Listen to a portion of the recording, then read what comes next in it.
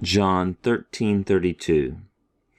E ho theos edoxaste in auto, kai ho theos doxase auton in auto, kai euthus doxase auton.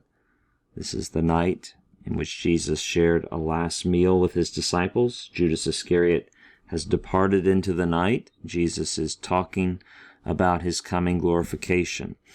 Just to remind you, if a text is in brackets, if it's one word, if it's a clause, it's a way of the editors of the critical editions to indicate that the manuscript traditions here, the textual evidence of the early manuscripts is so varied it's difficult to know whether these words were present or not in the original manuscript. Did John write these, or is this a copyist error later? It's difficult to decide. That's what the brackets mean.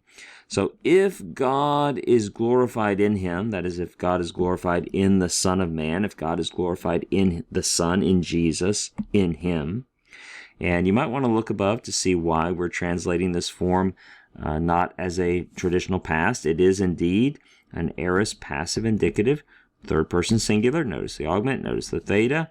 If we didn't have any context, we might translate it, if God was glorified in him. But up above, we do have the adverb noon, and we discussed it a bit more up there, why we're rendering it this way. So if God is glorified in him, if God is glorified in the Son of Man, in Jesus, God also will glorify him in himself. Now, this is a personal pronoun, but John sometimes uses personal pronouns where we might expect reflexive pronouns. And in fact, some early manuscripts have auto, indicating, it would seem, that scribes consciously or unconsciously are understanding this personal pronoun in that way. They're understanding it to function like a reflexive.